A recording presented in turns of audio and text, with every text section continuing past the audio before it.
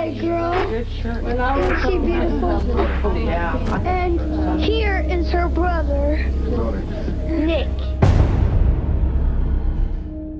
Number 10. In 1994, 13-year-old Nicholas Barclay disappeared in Texas. 3 years later, a man claiming to be Nicholas came forward, but this man wasn't Nicholas at all. He was Frederick Boudin, a French con artist. The imposter explains how Boudin was able to get away with it for so long, despite being significantly older than Nicholas and not looking anything like him. It's incredibly disturbing how Boudin inserted himself into the Barclay family and tricked them into accepting him. Most remarkable of all, however, is that director Bart Layton conducted interviews with Boudin himself, which makes the case even more complex as he somehow manages to come across as sympathetic. Number 9. A pair of filmmakers who grew up on Staten Island decided to take a closer look at the New York version of the Boogeyman, Cropsey, and how or if this urban legend fits into the mysteries involving a series of kidnapped children in the 70s and 80s. From the letters, prime suspect Andre Ryan sends the documentarians claiming his innocence, to investigating the tunnels underneath the condemned Willowbrook State School for the mentally handicapped. And finally, theories about devil worshippers, Cropsey is sure to send a chill down your spine.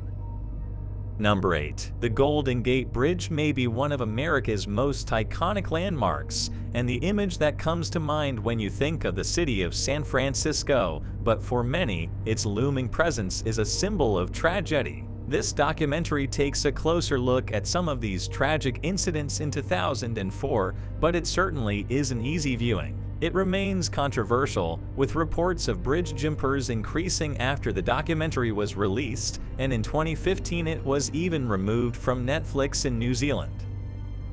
Number 7. While searching for a new home and a new purpose in the 1980s, film grad Will Allen fell in with the Buddhafield New Religious Movement, a cult based in West Hollywood at the time. Allen became the group's documentarian and lived with them for 22 years, finally leaving in 2007. He became inspired to make a movie and used all the footage he had of his time with the Buddhafield cult and its leader, Mikkel, to create Holy Hell. This direct look at the inner workings of a cult is both rare and creepy, made all the more unsettling by the fact the cult continues to this day, now based in Hawaii. Number 6. Originally intended to examine juvenile criminals in the US, this documentary quickly shifted to focus on the personal tragedy faced by Charity Lee in February 2007 involving her young daughter. It follows Charity as she grapples with the reality of her son having killed her daughter, as she mourns Ella's loss but refuses to abandon Paris, still visiting him in prison. It's difficult to know what to make of this uncomfortable watch, as the film leans into the fact that with true crime, there are no easy answers. Number 5. One of the most disturbing films ever made, Titicut Follies was banned for over 20 years upon release. Shot in black and white with no narration, its heroic expose of the injustices America's mentally ill faced in the 1960s. Specifically centered on the Bridgewater State Hospital in Massachusetts, the film shows the gross mistreatment of the inmates, all people in need of real care who were dehumanized and abused by those tasked with looking after them. Despite being banned, the film was able to draw attention to these issues, though it still took decades for this to begin. Number 4. This look at a summer camp for one branch of evangelical Christians has been disturbing viewers around the world since its initial release. Seen by many as a damning portrayal of allegedly abusive practices at camps like the featured Kids on Fire School of Ministry, it played a role in getting the camp shut down.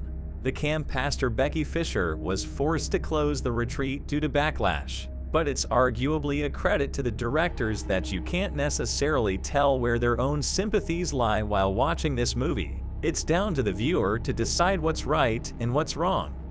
Number 3. A harrowing watch, Dear Zachary follows Kurt Kuhn as he makes a movie about Enru Bagby, his lifelong friend who was allegedly murdered by his ex, Shirley Jane Turner. Turner revealed shortly after Enru's death that she was pregnant with their child, but police had a difficult time pinning the murder on her.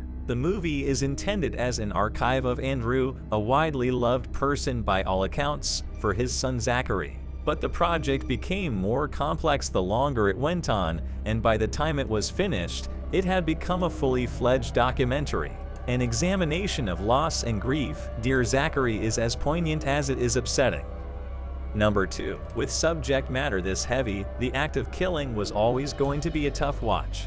In Indonesia, filmmaker Joshua Oppenheimer interviews former executioners who took part in the Indonesian mass killings of 1965 to 1966. They reenact the killings in a variety of genres, including westerns and musicals, while Oppenheimer asks them both about their artistic choices in the portrayals and about the events themselves. The fun reenactments juxtaposed with the horrific topics they portray is extremely disturbing. It's not hard to see why this documentary remains so controversial.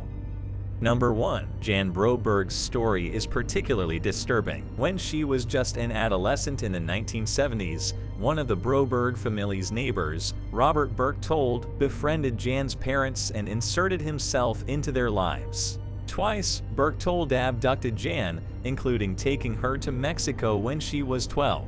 His manipulation knew no bounds. Even after Jan was brought home the first time, her parents still allowed Berchtold to be around her, even letting him sleep in her bed.